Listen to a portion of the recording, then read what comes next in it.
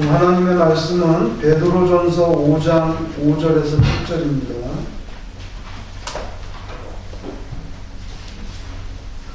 신약성경 382페이지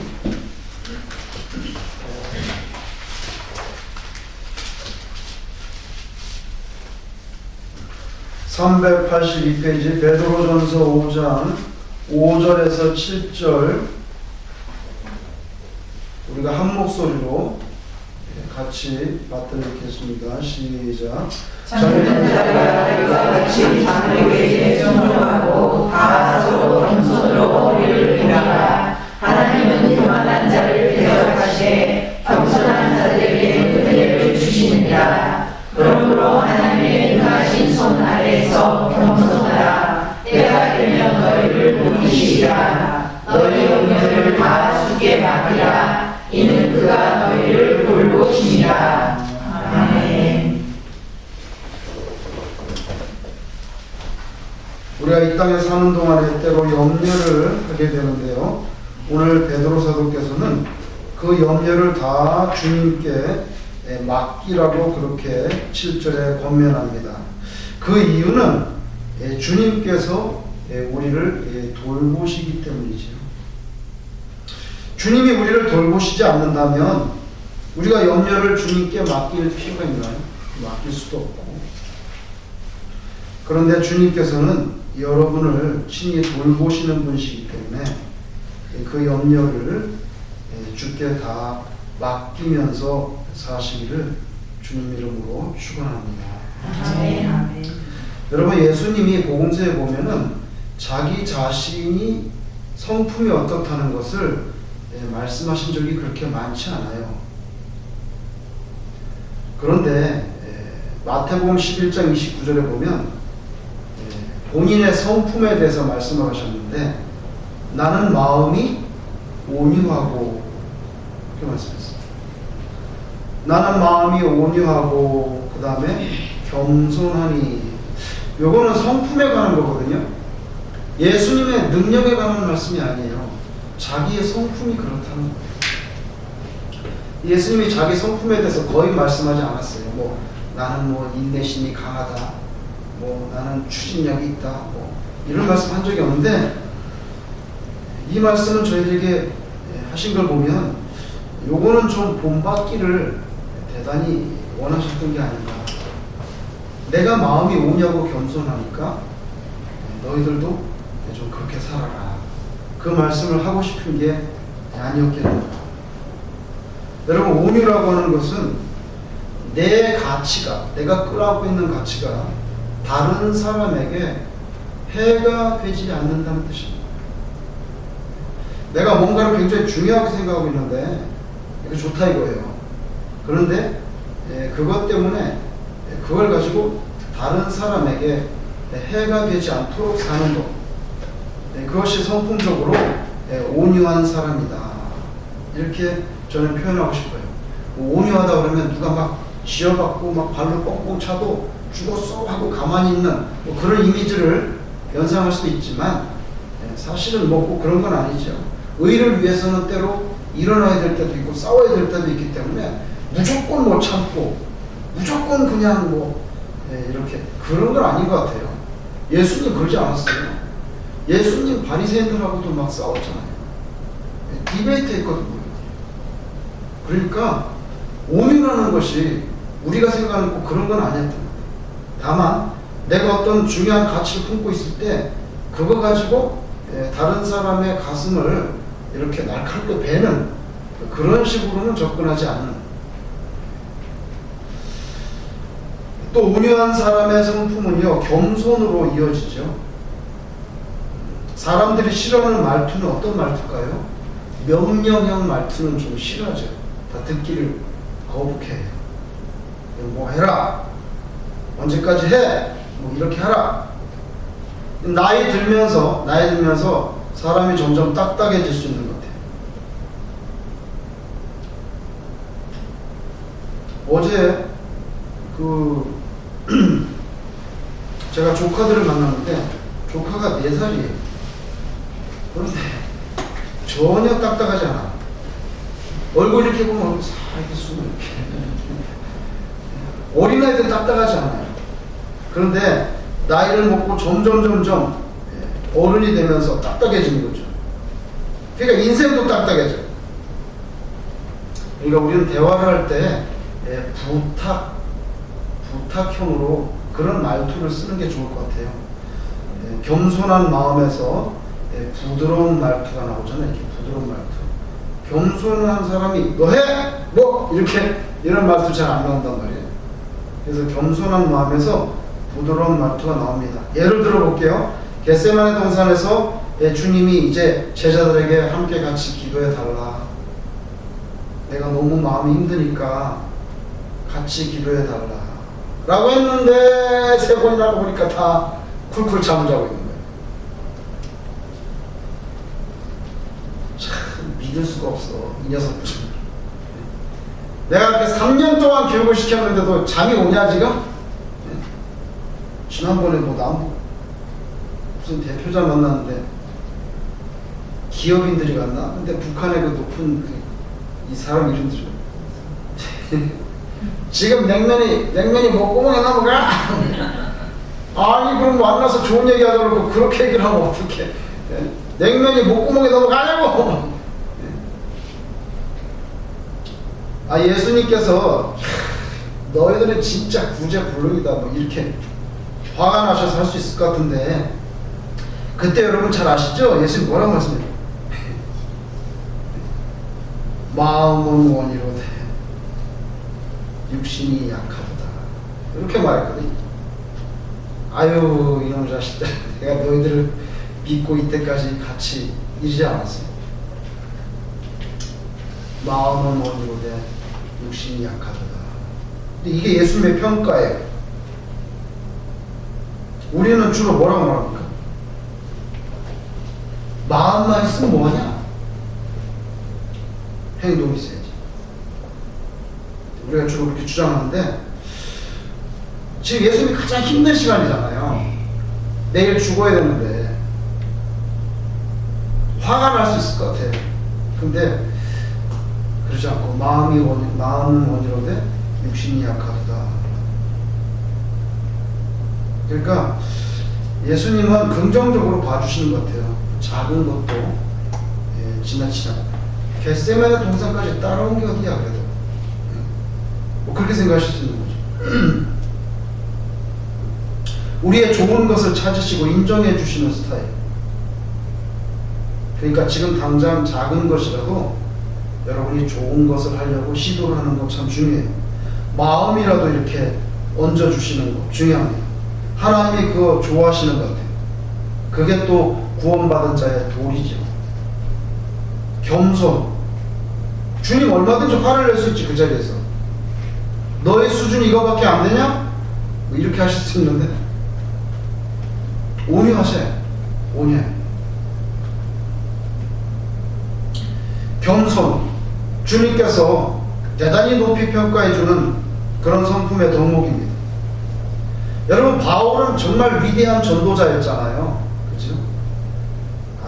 바울이 정말 대단한 전도자였다는 것은 이게 머릿속에 꽉 들어차 있었는데, 제가 몇 년 전에 터키 한번 가봤더니 버스를 타고 이렇게 터키를 지나가는데 산맥 이름 잊어버렸네.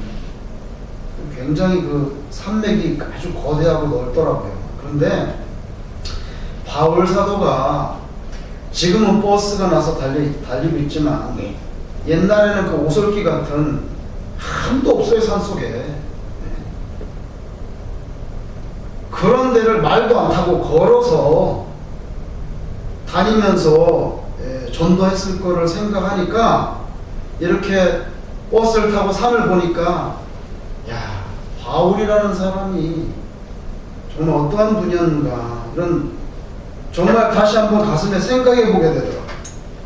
그렇게 위대한 전도자였지만 그 사람에게 겸손함이라고 하는 그 한 가지를 지속적으로 유지시키기 위해서 하나님께서 그에게 고통의 가시를 줬잖아요.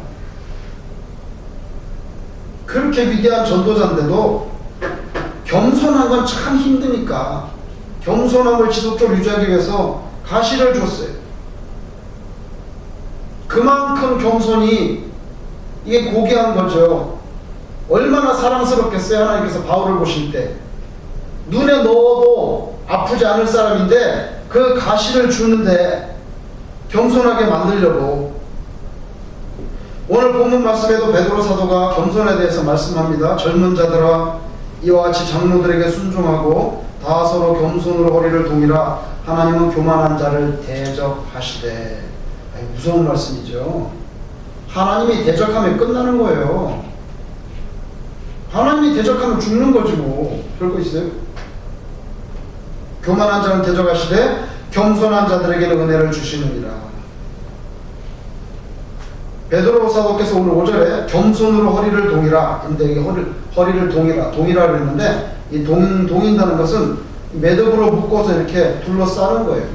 이렇게 묶는 거. 작업용 앞치마를 두른다는 그런 뜻이 있습니다.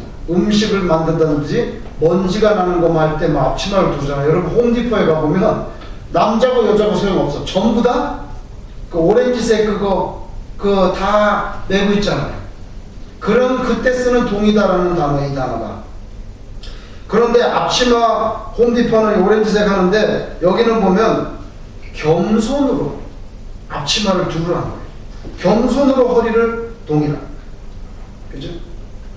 그래서 허리를 동인다는 것은 섬김과 봉사를 말하는데요.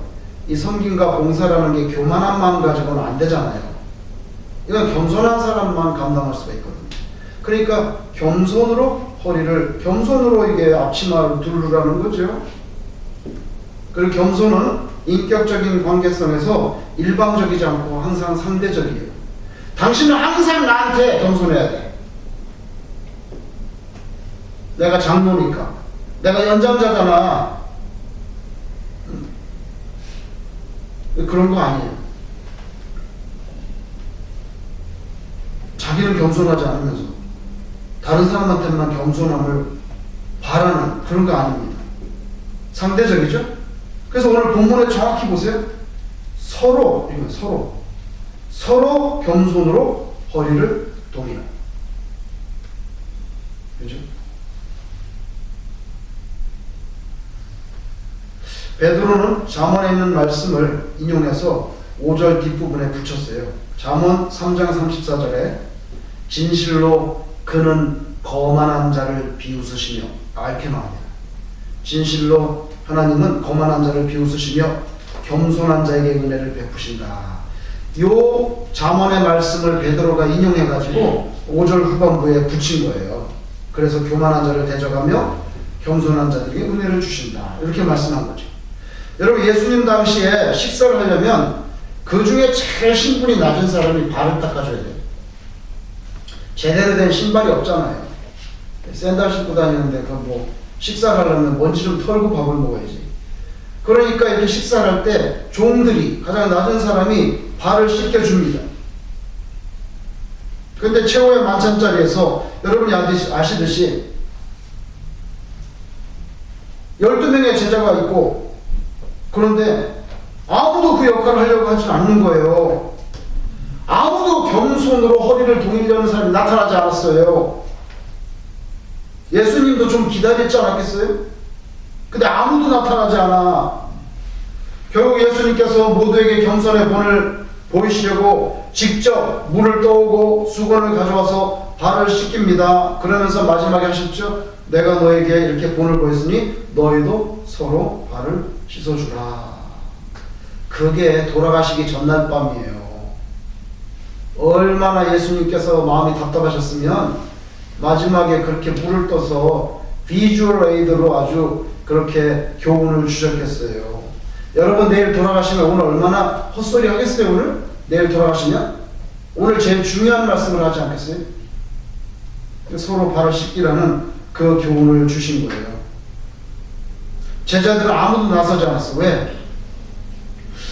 예수님을 보니까 막 기적도 이렇게 귀신도 내쫓고 바다에도 막 걸어오고 막 죽은 사람도 살렸는데 지금 여기가 어디야? 지금 예루살렘이야.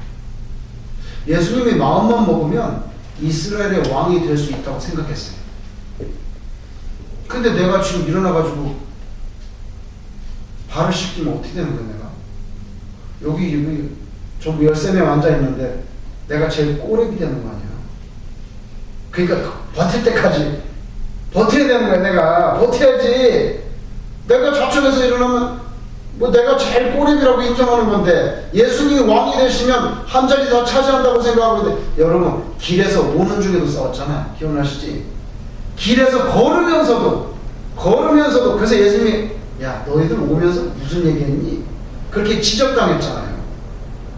얼마나 예수님이 왕이 될 걸 확신하고 자기가 높은 자리에 올라갈까 생각했는데, 내가 여기에서 일어나가지고 발을 닦으면 어떻게 해? 제일 꼬랩이 되는데. 그래서 아무도 일어나지 않은 거예요. 그죠? 전부 눈치만 보고 있었어요. 근데 그 최후의 만찬이 지나면 내일 아침에 주님께서는 예루살렘 종교 당국자들에게 끌려가서 이제 곧 십자가를 지고 돌아가실 건데, 제자들은 여전히 누가 높은 자리에 오를 것인지 몰두하고 있습니다. 만찬이 지나서 주님께서 겟세마네 동산에 이동하시고 늘 그렇게 하신 것처럼 그날 밤에도 그곳에서 기도를 하시는데, 제자들과 이 땅에서 사실 생각해보면 육신적으로는 함께 기도할 수 있는 마지막 밤이고요. 또 부탁을 했잖아. 기도해달라고 부탁을 했잖아요. 나하고 같이 기도해달라고. 근데 다 쿨쿨 잠들었어요. 근데 베드로가 나중에 이제 변화가 돼가지고 오늘 본문에 편지를 쓴 거죠. 겸손의 비밀을 깨닫고 오늘 본문에서 겸손하라 이렇게 가르쳐 줍니다. 잠언 6장 16절 이하에 여호와께서 미워하시는 게 있어요. 미워하시는 것. 여호와께서 미워하시는 것, 곧 그의 마음에 싫어하시는 것이 17가지니 곧 교만한 눈과 거짓된 혀, 무죄한 자의 피를 흘리는 손, 악한 개교를 꾀하는 마음, 빨리 악으로 달려가는 발, 거짓을 말하는 망령된 증인과 및 형제 사이를 이간하는 자. 이거 하나님이 싫어한다고 딱 명단이 나타나 있어요. 잠언 6장 16절 이하에. 근데 이 말씀에 보면 하나님께서 미워하시는 것, 그러면서 명단에 제일 먼저 나오는 게 뭐냐면 교만한 눈이에요. 눈. 교만한 눈. 그래서 총 중에 제일 무서운 총이 무슨 총이에요? 눈총이에요. 총 중에 제일 무서운 총이 눈총이잖아요. 하여간에 예수님 하나님께서 제일 미워하는 것 뭐 있다는데 그 제일 먼저 나오는 게 교만한 눈. 와, 하나님은 하필 그걸 1번으로 꼽으셨을까 생각해보면요, 인류가 타락한 죄가 에덴 동산에서 벌어질 때 여러분 생각해보세요. 사탄이 와가지고 야 네가 하나님처럼 되는 거야. 그래가지고 그 아담과 하와의 마음속에 교만과 허영심의 부채질을 막 하니까 막 가슴이 그냥 풍선처럼 부풀. 내가 하나님처럼 되는 거요? 그래가지고 인간 속에 들어있는 프라이드를 이렇게 하니까요, 그만 선악과를 먹고 그냥 원죄를 발생시켜서 그 다음에 태어난 모든 사람들은 다 원죄를 가지고 태어나게 됐잖아요. 그렇죠? 그래서 그 선악과가 자신들을 하나님처럼 만들 수도 있겠다, 저거 먹으면, 그렇게 느끼도록 만든 그 교만의 눈, 하나님 그거 제일 싫어하시네요. 왜냐하면 모든 인류를 갖다가 죽음의 도가니로 몰아넣었잖아요. 하나님 그 미워하신, 창세기 3장 6절 분명히 여자가 그 나무를 본즉, 그죠? 먹음직도 하고 보암직도 하고 지혜롭게 할 만큼 탐스럽기도 한 나무인지라, 이렇게 나거든요. 그죠? 여자가 그 나무를 본즉, 그래서 프라이드가 발동을 해가지고 그만 선악과를 먹었잖아요. 그래서 하나님은 교만을 싫어하시죠. 그러나 겸손한 이에게는 은혜를 베풀어 주십니다. 교만한 자는 대적해요. 결국 아담과 하와에게, 그리고 그들을 통해 태어나는 후대 모든 인생들에게 육신의 죽음이라고 하는 형벌의 굴레를 하나님께서 그냥 씌워 버렸잖아요. 그것은 타협이 없었어요. 그리고 여러분 아신 대로 아담과 하와를 아예 에덴 동산에서 쫓아내 버렸잖아요. 대적하셨어요. 대적하셨어요. 그러나 겸손한 자, 낮아지는 자에게는 은혜를 주시고 높여주시는데 예수님께서 제2의 아담으로, 마지막 아담으로 오셨어요. 이 아담은 사탄이 또 찾아와서 먹는 거 가지고, 야, 돌로 떡이에서 배경고 먹으면 되지, 뭘 그런 신경 쓰고 그래. 뭐 먹는 거 가지고 치고 들어온다. 그죠? 먹는 거 무서워요. 먹는 거 무서워. 아이고, 필라델피아에서 교회를 섬기는데 야외 예배를 가네. 야외 예배를 갔는데 이제 불판에다가 고기를 넣고 고기를 막 굽고 있었어요. 어른들이 둘러서서 이제 고기를 구워서 뭐 나눠주고 먹고 하는 거 야외 예배, 이제 예배를 마치. 그런데 난 중학교 3학년쯤 된 아이인데 등치가 아주 큰 아이예요. 2세인데 교인 아들이죠. 걔가 이제 그 불판에 서가지고 고기 좀 얻어 먹으려고 옆에 이렇게 서 있었단 말이에요. 이렇게 서 있었는데 걔가 이제 유독 고기를 좋아하는 애예요. 오늘 날 만난 거야. 얼마나 가슴이 부풀어가지고 교회로 왔는데 불판에 옆에 이렇게 서가지고 있는데 이 어른들이 그걸 눈치를 못 채고 자기네끼리만 계속 구워서 먹은 거예요. 그러니까 얘가 기다리다가 애가 너무 화가 나는 거예요. 중3쯤 된 것 같아요. 화가 나가지고 뚝딱지가 나가지고 잔디밭을 성큼성큼 걸어서 집으로 가는 거예요. 자기 집으로 뚝딱지가 나가지고. 아니 애가 가니까 부모가 어떻게 해? 같이 가야지. 차를 태워야 될 거 아니에요. 그래가지고 야외 예배 드리다가 그 가정이 그냥 야외 예배 드리고 밥 먹다가 그냥 그 집은 차 타고 집으로 가버렸어. 자, 그게 이런 이민사회 교회의 현실이에요. 그래가지고 교회 안 나오는 거 시험 들었어. 야외 예배 가지고 시험 들은 거예요. 고기 불판 옆에서. 먹는 거 무서워요. 먹는 거 무서워. 아주 저는 그래서 교회 먹는 거 하면 항상 이렇게 정신이 이렇게 안 들어서 있어. 안 들어가서 있어. 아니, 노이로제야. 그런데 두 번째 아담은 먹는 거 시험 딱 일단 이겼잖아요. 선악과 첫 번째 아담은 졌는데 두 번째 아담 예수님 딱 이겼잖아요.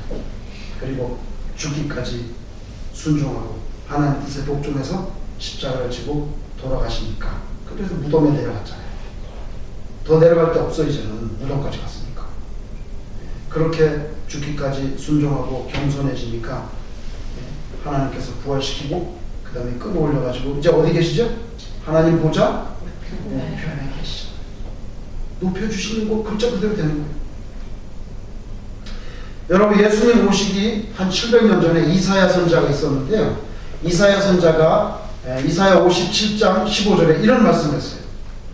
이사야 57장 15절에 지극히 존귀하며 영원히 거하시며 거룩하다 이름하는 이가 이와 같이 말씀하시되 내가 높고 거룩한 곳에 있으며, 보세요, 내가 높고 거룩한 곳에 있으며, 하나님이 그러시다는 거죠. 또한 통회하고 마음이 겸손한 자와 함께 있는, 이렇게 합니다. 이는 겸손한 자의 영을 소생시키며 통회하는 자의 마음을 소생시키려 함이라. 나는 높고 거룩한 곳에 거하지만 또한 통회하고 마음이 겸손한 자와 함께 있다고 그렇게 말씀하셨어요. 그렇게 높으신 데 계시는 분이 누구와 같이 하느냐? 겸손한 자, 통회하는 자와 같이 해주신다고 선언했어요. 높고 힘있고 교만한 자가 아니라 낮은 자와 함께 해주신다는 겁니다. 그러므로 우리가 어떻게 살아야 되느냐? 오늘 본문 6절에 그러므로 하나님의 능하신 손 아래서 겸손하라. 때가 되면 너희를 높이시리라. 하나님은 당신의 능하신 손으로 분명히 우리를 인도해 주시고 계십니다. 그래서 그분의 능하신 손 아래서 우리 자신을 낮춰야 돼요. 그러면 어떻게 되느냐? 때가 되면 너희를 높여주신다. 우리는 되게 이런 구절을 읽을 때요, 높여주신다, 여기에 초점이 많아. 높여주신다, 높여주신다.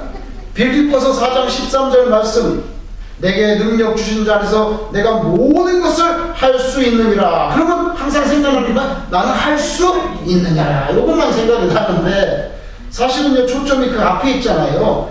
내게 능력 주신 자 안에서, 즉 예수 그리스도 안에 있을 때, 예수 그리스도 안에 있을 때 내가 할 수 있는 거죠. 예수 그리스도 밖에 있으면 아무것도 못하다는 뜻이에요. 예수님 말씀하셨죠.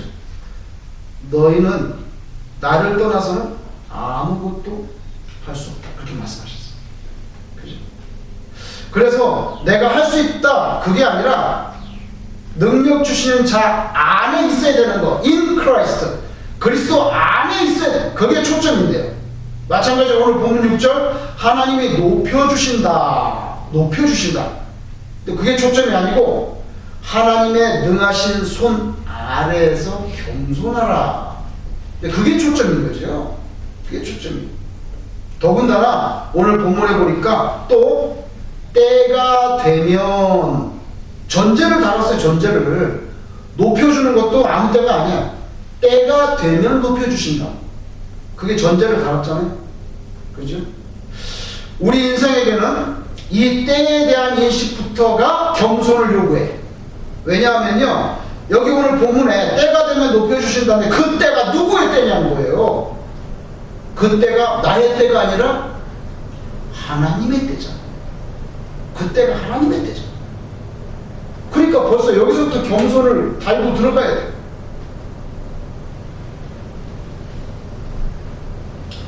여러분, 하나님의 때를 신뢰한다는 것, 하나님의 때를 신뢰한다는 것, 나하고 타이밍이 맞지 않아도 하나님의 타이밍이 더 확실하고 가장 최선이라는 것, 그거 믿는 거 너무 중요해요. 하나님께서 나를 돌보신다는 믿음을 갖지 못하면 어려운 상황이 나한테 닥쳐왔을 때 낮아진다는 건 불가능합니다. 벌써 입이 광주리가 지금 벌어져가지고 막 불평이 나오고, 그죠? 오늘 본문 7절, 너희 염려를 다 주께 맡기라. 이는 그가 너희를 돌보시니라. 아, 영어 성경에 너무 이렇게 되세요.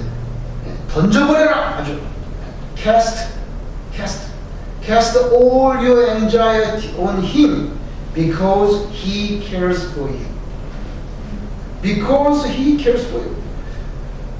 주가 너를 돌보시니까 all your anxiety를 다 그냥 주님께 맡겨. 결국 오늘 말씀은요, 하나님을 신뢰하는 법을 배우라는 거예요. 근데 신뢰의 기초가 뭔지 아세요? 하나님께서 지금까지 우리 여러분 각자에게 반복적으로 한 번, 두 번이에요? 여러분 살려준 거 몇 번이에요? 네? 한 번, 두 번이냐고. 이때까지 사시면서 여러분 각자에게 반복적으로 보여주셨던 그 돌보심에 대한 기억, 거기에 우리의 믿음의 기초가 놓이는 거죠. 야, 나를 도대체 몇 번 살려주셨나? 그죠? 여러분, 그래서 신앙생활은요, 안일하면 안 돼요. 안일. 이게 안 좋은 거. 안일은 뭐냐면 편안한 말을 누리려고 하는 태도입니다. 근데 이런 안일을 갖고 있으면 위험하다는 거에 대해서 자각을 하지 못해. 내가 위험할 수 있다. 내가 신앙적으로 넘어질 수가 있다. 이거 인식 못해. 그러니까 안일한 거 좋지 않아요. 교만한 거 좋지 않아요. 교만이 뭔지 아세요? 나는 하나님 없이도 다 잘할 수 있어. 교만이 뭡니까? 나 하나님 없이도 잘 먹고 잘 살 수 있어. 내가 뭐 기술이 있고 뭐 내가 지식이 있고 내가 몸이 건강한데 내가 다 할 수 있다고. 그거 아니지 사실은. 하나님이 다 케어해 주기 때문에 가능한 건데. 그래서 여러분, 안일한 거 안 좋고 교만한 거 안 좋아요. 안일하거나 교만하면요 결국 잠들게 됩니다. 뭡니까? 깨어서 기도하지 못하게 돼요. 그게 문제예요. 교만하면 복이 사라져요. 겸손해야 복이 머무르죠. 겸손한 인격이라야 내가 주님께 빚진 인생이라는 거, 예? 내가 하나님의 은혜로 살고 있다는 것에 대해서 깨닫고 감사를 할 수가 있어요. 감사를 할 수가 있어요. 겸손한 인격이라야. 예를 들면 고린도전서 15장 10절에 바울이 이렇게 말합니다. 바울의 고백. 내가 나된 것은 하나님의 은혜로 된 것이니, 이렇게 말합니다. 옛날에 자랑거리 많았지. 야, 난 바리새인이고 말이야. 내가 말해 히브리인 중에 히브리인이고 나는 베냐민 지파 족속이고 말이야. 가마리알 문화에서 공부했고 뭐 태어난 지 8일 만에 할례 받았지. 뭐 쫙 나왔는데 그거 다 없어졌어 이제. 내가 나된 것은 하나님의 은혜로 된 것이니 내가 모든 사도보다 더 많이 수고하였어. 인정해. 내가 다른 사도보다 더 많이 수고하거나 인정해. 수고하였으나 내가 한 것이 아니요 오직 나와 함께 하신 하나님의 은혜로다. 이렇게 나옵니다. 그래서 여러분, 은혜를 아는 자는 수고합니다. 은혜를 아는 사람에게는요, 이렇게 자랑과 권리 주장은 없고 겸손과 충성, 헌신만 남아요. 근데 그게 힘이야. 사실은 그게 평강이고요, 그게 갈등을 없애는 거예요.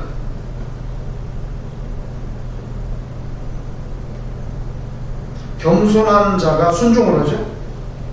근데 여러분, 성경에서는 복의 근원이 어디서 나와요? 순종에서 나오죠. 순종. 근데 순종은 겸손한 자가 하거든요. 교만한 자는 순종을 할 수가 없어요. 교만한 자는요, 자기가 제일 높은 꼭대기에 올라 있기 때문에 하나님의 뜻과 말씀에 불순종하기가 쉬워요. 근데 그게 바로 화잖아요. 성경에서는 저주를 받는 지름길이 불순종에서 시작된다고 가르치기 때문에. 그래서 교만은 패망의 선봉이다. 이거 진리죠. 여러분, 저와 여러분들이 뭐 대단히 내세울 건 없다 할지라도